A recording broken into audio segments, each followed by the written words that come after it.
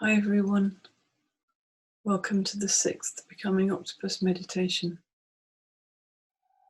As always, when connecting to a shared space of consciousness, find a place of stillness and slow your breath so that you can focus on its smooth, rhythmic inhalation, passing through nostrils, touching their mucus with a slight coldness, down the back of the throat, warming, and travelling down into the dark towards the lung soft tissue, wet, spongy and dense, something akin to the outer layers of an octopus body.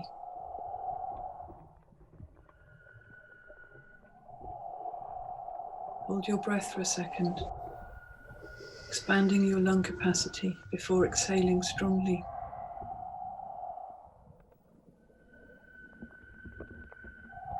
Letting the used air escape faster as you descend. You watch the bubbles glisten as they rise to the surface. You need to travel deeper, find a physical place to hide, perhaps at a depth that's an uncomfortable pressure on your vulnerable, malleable body. Adjust your buoyancy and jet fast through a cavern's arch, moving at speed through a labyrinth of familiar tunnels and gullies, risking emerging into open ocean in order to rise up towards the protective fronds of the kelp forest.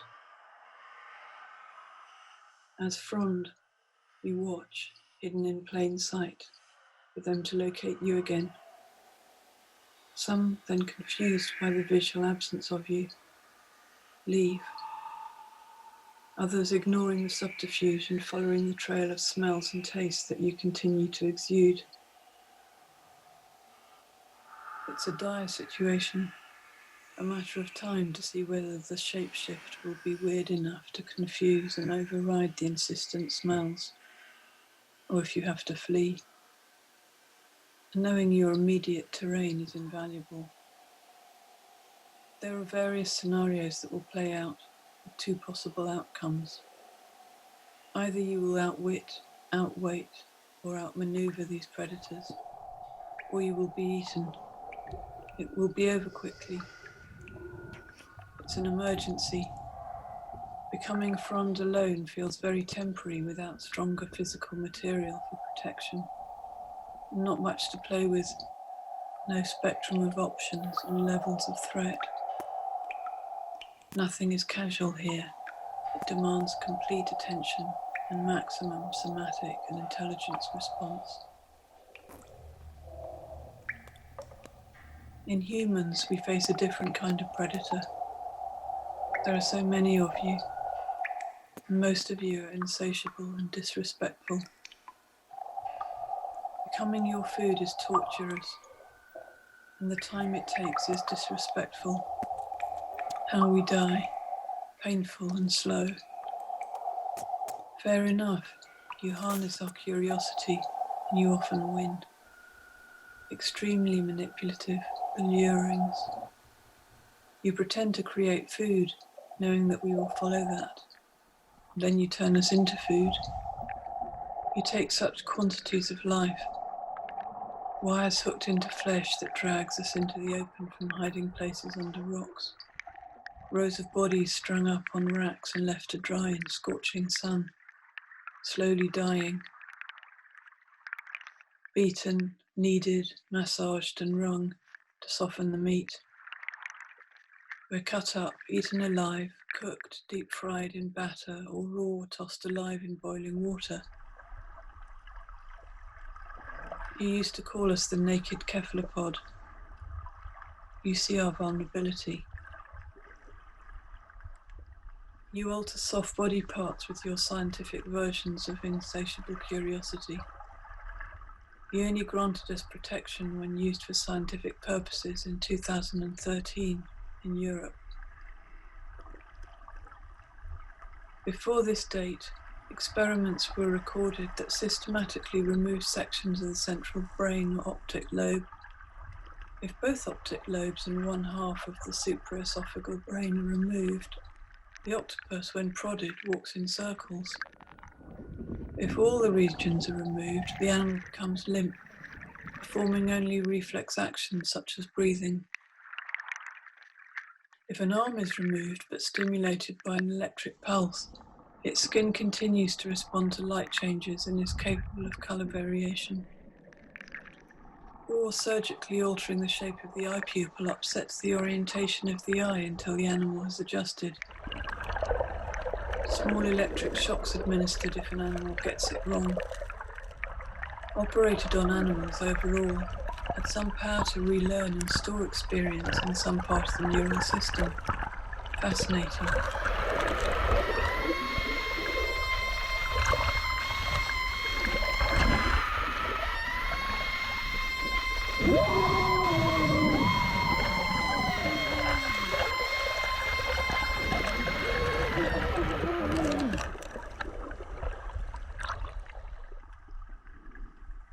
Blinded animals pass unfamiliar objects along suckers on the arms, and their learning processes and discrimination can be deepened and hastened again by rewarding with food and punishing with electric shock. Unilateral blinding leads to detours on the blinded side. What were you thinking? Why tell yourself other kinds of life don't feel pain? What does that mean? What kind of logic is that, coded for your own enhancement? Frenzied biotech excitements now.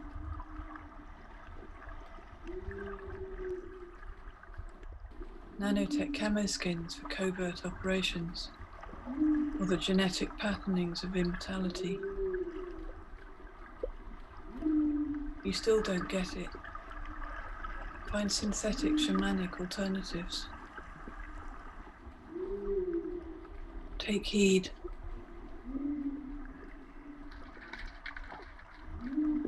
We are acknowledged the most definitively conscious invertebrate, but such labels fix us separate from you in your human exceptionalism. Many of you know that things are breaking down, and at the core of the unravelling of the porosity is the sense of the enlightened human hurting and consuming. There's the potential for fusion, or different kinds of consciousness feeling the other's experience. You need to rethink boundary, not as something that produces an intact, isolated self. Boundary is not what you think it is. We're waiting. We can't engage with the prevalent human outlook. The line between land and sea is porous. It's too risky. Your toxicity seeping down into the oceans. We see you through that porosity. We have no sense of fear, as humans have, for the demise of our species. We're not in demise from slow microplastic sickness or mutations of the heavy metals. The lifespan brevity is a positive feature, fueling our immense capacity for adaptation. We're not on an extinction path. Watching you who may not adapt, you really need to learn from us. Our life energy evades you, moving with quantum intention into other dimensions, scanning for other kinds of exchange and other possible forms. You should look to us, but start by feeling an octopus in pain. Consider the wildly different organization and structure of our nervous system, and know our species minds are shaped by the specific experiential capacities of our bodies. And then gift us